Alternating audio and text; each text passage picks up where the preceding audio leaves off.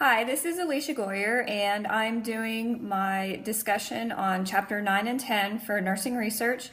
And in this discussion, we were to pick an article that our instructor gave us to pick from that was a different way of studying than what we had picked for our critique. And I picked on my qualitative article critique, mine is ethnographic, and so the one I picked was the phenomenological one. It's Being Emotionally Abused, a phenomenological study of adult women's experiences of emotionally abusive intimate partner relationships. And this article is very well written as far as using the phenomenological study way of doing things. In the abstract, it says it's a descriptive phenomenological research design that was used. Unstructured individual interviews with 15 emotionally abused adult women resulted in the discovery of 7 essential themes: captivity, defining moments, disassociation from self, fixing, mindful manipulation, relentless terror, and taking a stand.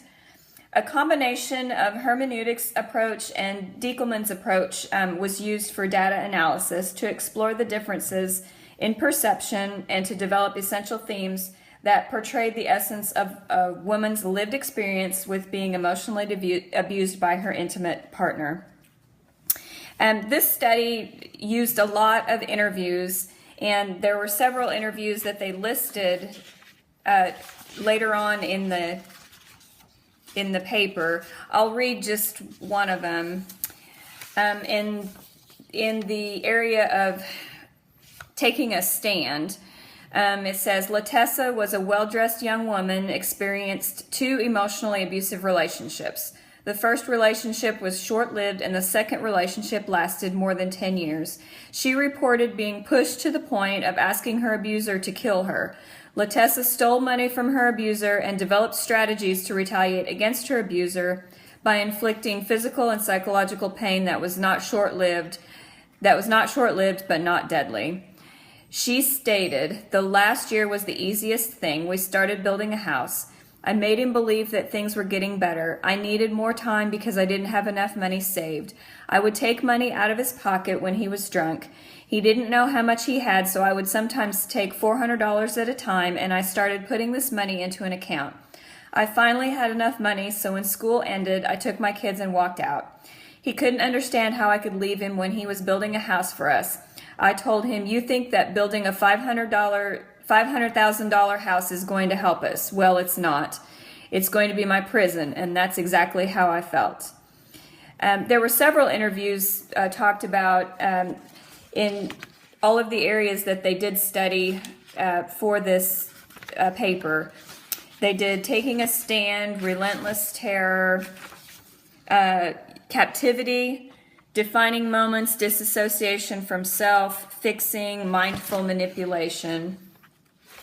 They also listed a table in this article, definitions of the 7 essential themes and supporting concepts.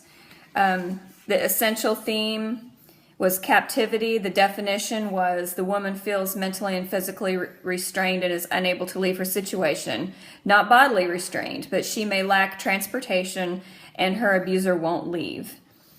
Defining moments was defining the event or the moment of being an abused woman. The definition was the thoughts, events, or moments that bring the abused woman to the realization she is abused. Disassociation from self, which is tension, anxiety, and depression.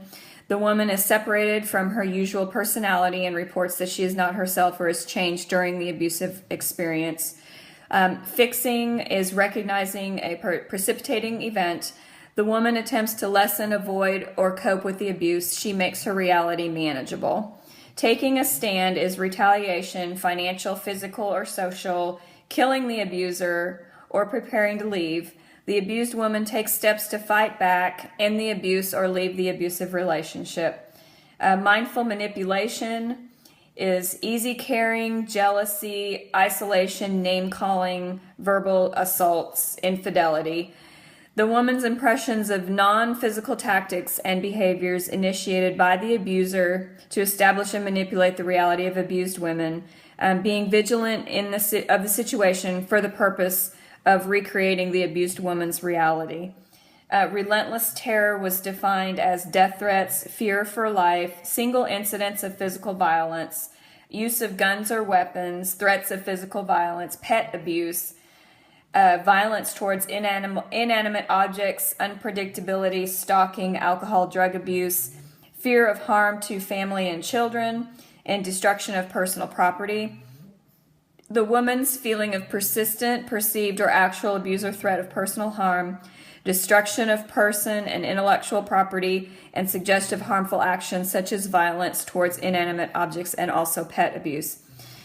This article was very, it followed the phenomenological way of doing things as far as defining what this article was about and giving lots of examples.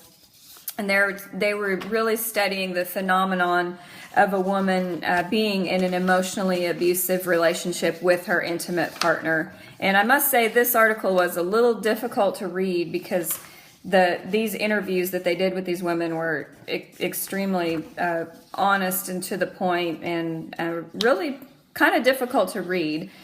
But anyway, I did this one because mine, like I said, mine is ethnographic and this one was phenomenological.